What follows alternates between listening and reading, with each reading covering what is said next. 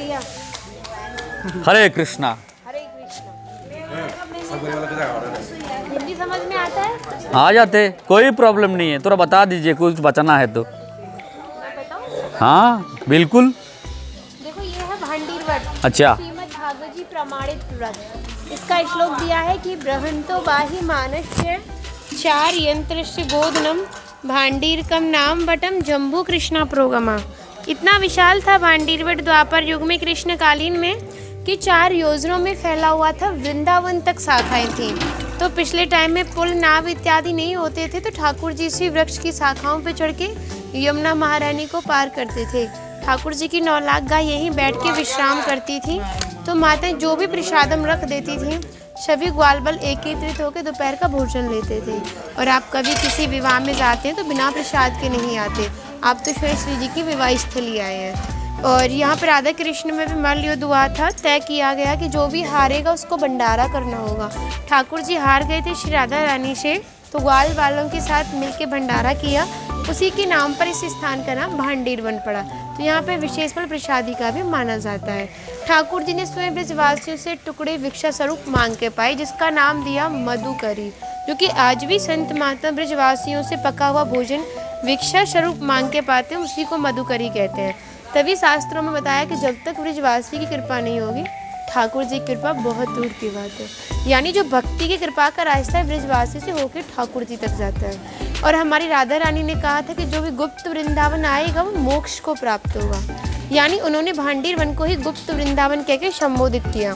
तो कान्हा बोले इतनी बड़ी बात को कह रही हो, लोग पाप करेंगे सीधे दौड़े भांडीर वन चले जाएंगे, क्योंकि आपने तो मोक्ष धाम ही भांडीर वन कह दिया। तब श्री राधा रानी ने कहा नहीं कान्हा, विशेष कृपा करूंगी, जिसके प्रति भक्ति भाव सच्चा होगा, भक्त मेरे विवाह में उपस्थित होगा, वो कई बार वृंदावन आएगा, जब जाके गुप्त वृंदावन आएगा और डायरेक्ट नहीं आ सकता, बीच में किसी न किसी का माध्यम जरूर रहेगा और सारा श्रेय उसी माध्यम को जाएगा जो आपको ऐसे दिव्य स्थान पर पहुंचाएगा। और जो भी भक्त भांडीर में प्रवेश करता है यहाँ की प्रसादी पाता है और एक रात्रि निवास करता है, वो इस ब्रज गौलोक धाम से ठाकुर जी के गौलोक धाम में। हरि बोल, जय जय भांडीर वन धाम की, वृंदावन धाम की, राधा कृष्ण भगवान की, निताई गौरी सुतनाथ प्रेमानंदे, हरि हरि बोल। हरे कृष्ण। शुধু গৌর ভক্তমণ্ডলী শ্রী বৃন্দাবন ধাম দর্শনের চতুর্থ দিনে আমরা এসে উপস্থিত হয়েছি ভান্ডীর বন। সেখানে ব্রজবাসীরা রুটি তৈরি করছেন, আপনারা দেখতে পাচ্ছেন। সেই ব্রজবাসীদের হাতে আমরা আজকে রুটি এবং সবজি আস্বাদন করব। আপনারা অবশ্যই শ্রীধাম বৃন্দাবন দর্শনে আসলে ভান্ডীর বন থেকে আপনারা ব্রজবাসীদের হাত থেকে এই রুটি এবং সবজি আপনারা প্রসাদ আস্বাদন করতে পারবেন। এই রুটিতে তারা আচ্ছা রুটি আর লঙ্কার আচার আমাদের প্রভু নিয়েছেন। এই রুটি অবশ্যই ঘি এবং মাখন মিক্স করা থাকে। হরে কৃষ্ণ, হরে তো আপনারা অবশ্যই শ্রীধাম বৃন্দাবন আসলে ভান্ডীর বনে ব্রজবাসীদের হাতে তৈরিকৃত রুটি এবং যে চিলি চাটনি সেটা আপনারা খেয়ে যাবেন, মরিচের চাটনি, এবং খুব সুস্বাদু এবং যত্ন সহকারে এখানকার ব্রজবাসীরা ঘি মাখিয়ে এই রুটি তৈরি করেন। আমরা অবশ্যই এই রুটি আজকে আস্বাদন করব ব্রজবাসীদের হাতে তৈরি।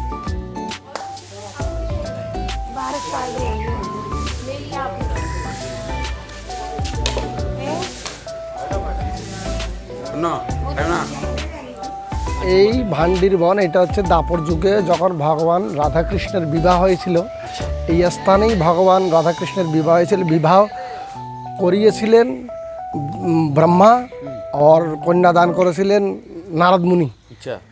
আর এই জায়গা হচ্ছে সেই জায়গা যে জায়গার মধ্যে অরিজিনাল, যে জায়গার মধ্যে রাধারানীর বিবাহ হয়েছিল, বিবাহস্থলী এটাকে বলা হয় অরিজিনাল। আর এটা হচ্ছে সেই দাপর যুগের এই বট গাছটাই সেই দাপর যুগ থেকে এখানে এখনো বিদ্যমান আছে। এখন দাপর যুগের বট গাছ এই স্থানে ভগবান এখনো বিদ্যমান আছে এবং শ্রীমতী রাধারানীর বিবাহ যোগ্য সম্পন্ন হয়েছে। এটা শাস্ত্রে লেখা আছে। এই বটবৃক্ষের যে ড্রেনিয়া, এটার যে শাখা প্রশাখা, এই শাখা প্রশাখা দিয়ে এক স্থান থেকে অন্য স্থানে ভগবান কৃষ্ণ চলে যেতে পারতেন। যেমন এখান থেকে বৃন্দাবন, গোকুল, এই সমস্ত জায়গায় উনি এই শাখা প্রশাখার মাধ্যমেও চলে যেতেন। এই বট গাছের ডাল দিয়ে উনি বৃন্দাবন থেকে বান্ডীর বন, বান্ডীর বন থেকে বৃন্দাবন যাতায়াত করতে পারতেন। এত বড় বট গাছ ছিল, এত বড়, এর শাখা প্রশাখা বিশাল ছিল। আর এখনো বর্তমানে দেখো না এই একটা জায়গায় কতটা শাখা প্রশাখা, পুরো এতটা এরিয়াটা। হরে কৃষ্ণ। गठबंधन भगवान का यहाँ पे विवाह हो रहा है। यहाँ पे तारीख सभी चलता है। यहाँ पर भगवान का जो अद्भुत छवि है, इसमें चौड़ी मंडप गठजोड़ बना हुआ है भगवान का समय का ही, और इसमें राधा और कृष्ण लिखा हुआ है, राधा कृष्ण की छवि बनी हुई। ये 5 कोस में फैला हुआ था। भगवान के समय में इसके 9 लाख गाय नंद बाबा की इसी भट्ट के नीचे बैठती थी, यमुना जी इसके नीचे होकर बैठती, और ग्वालवाल वृंदावन से चढ़ती यहाँ करके उतरे नृत्य प्रति अपना भोजन लीला एक दूसरे से छिना करके खाते। उसी समय में ब्रह्मा जी ने गाय बछड़ों को यहाँ से हरण किया है। राधा कृष्ण का विवाह एवं भगवान का कुश्ती युद्ध मल्ल युद्ध हुआ है यहीं पर राधा जी के साथ में, और दावानल अग्नि पान किया यहीं पर। दाऊ जी ने प्रणम्बासुर उद्धार किया, दुर्वासा मुनि ने तपस्या की है, यहाँ पर ही गोपियों ने भोजन कराया एवं भांडी नाम के ऋषि उन्होंने तपस्या करी है।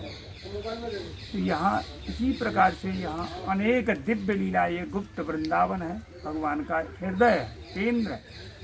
यहाँ से ही लीलाओं का प्रारंभ करते थे। आज हमें क्या लीला करनी है, तो भगवान ने यहाँ सभी दोष निवारण के लिए सभी तीर्थों को भंडारा दिया। इस नाम से भांडीर बन पर प्रसाद का बड़ा महत्व। प्रलम्बासुर नाम का जो राक्षस था ना, वो एक सखा का वेश बना करके बलराम जी को अपने कंधे पे बिठा करके भागने लगा था। तब बलराम जी ने एक मुक्का दिया और उसका एक ही में प्राणांत कर दिया। तो ये दाऊ दयाल ब्रज के राजा यहाँ कन्हैया स्वरूप में विराजमान है। बड़ा ही दिव्य दर्शन है बलराम जी का यहाँ, क्योंकि स्वयंभू प्रकट दर्शन है, किसी के द्वारा नहीं है, स्वयंभू दर्शन है बलराम जी। जय बोलिए दाऊ से दयाल की जय हो, जय हो, जय हो।